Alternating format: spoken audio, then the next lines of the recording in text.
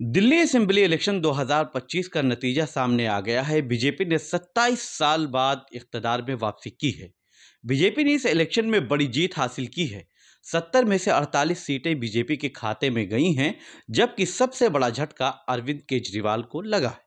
2013 से लेकर 2025 तक इख्तिदार में रहने वाली आम आदमी पार्टी अब इख्तिदार से बेदखल हो गई है और उसके खाते में सिर्फ 22 सीटें आई हैं। कांग्रेस एक बार फिर खाता नहीं खोल पाई है। तीसरी बार उसका खाता नहीं खुला। बीजेपी ने इस इलेक्शन में बड़ी कामयाबी हासिल करते हुए आम आदमी पार्टी को बहुत कम सीटों पर समेट दिया है और आम आदमी पार्टी की जो सीटें आई हैं उसमें मुस्लिम वोटरों का बड़ा अहम रोल रहा है। दिल्ली असेंबली इलेक्शन के रिजल्ट को देखें तो आम आदमी पार्टी के लिए काफ़ी तकलीफदेह हैं, क्योंकि पार्टी के सीनियर लीडरान भी इलेक्शन हार गए हैं। पार्टी चीफ अरविंद केजरीवाल अपनी सीट नहीं बचा पाए हैं, जबकि मनीष सिसोदिया भी हार गए हैं। सीएम आतिशी बहुत मुश्किल से अपनी सीट बचा पाने में कामयाब हुई हैं।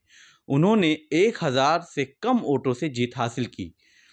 आम आदमी पार्टी के सीनियर लीडरान में सौरभ भारद्वाज, सत्येंद्र जैन, दुर्गेश पाठक, सोमनाथ भारती वगैरह को हार का सामना करना पड़ा।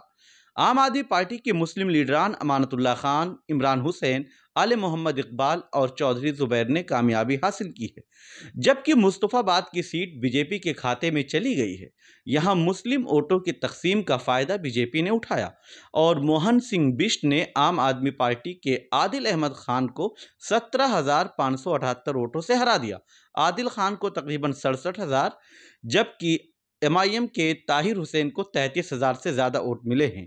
अली मेहंदी को तकरीबन 12,000 वोट मिले और मोहन सिंह बिष्ट को 85,000 वोट मिले। इस तरह से उन्होंने जीत हासिल की। वहीं ओखला से अमानतुल्लाह खान ने बीजेपी उम्मीदवार मनीष चौधरी को 23,000 वोटों से हराया है, जबकि एमआईएम उम्मीदवार शिफाउर रहमान को तकरीबन 40,000 वोट मिले। जबकि अ, जबकि कांग्रेस उम्मीदवार अरीबा खान को तकरीबन 12,500 वोट मिले।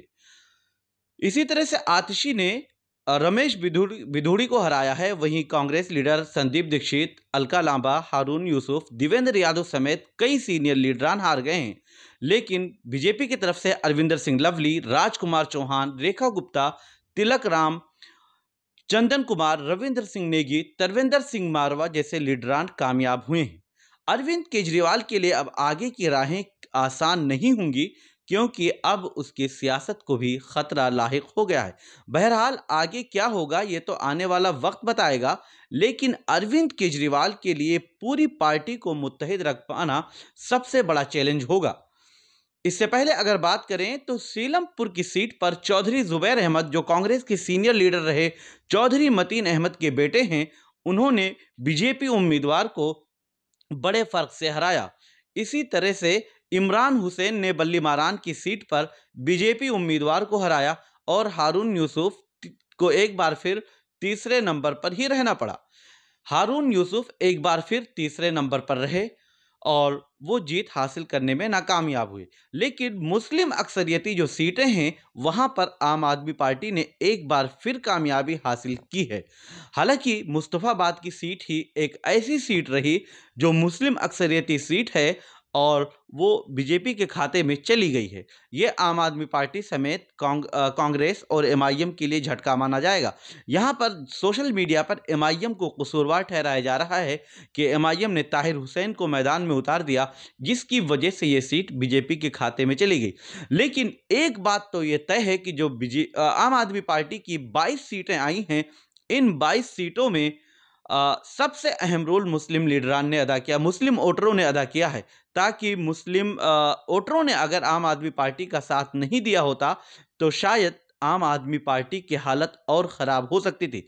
बहरहाल अब जो आम आदमी पार्टी को 22 सीटें मिली हैं, उन सीटों को बरकरार रख पाना, अपने लीडरान को और अपने अरकान असेंबली या एमएलएज को अपने पास रख पाना बहुत बड़ा चैलेंज होगा।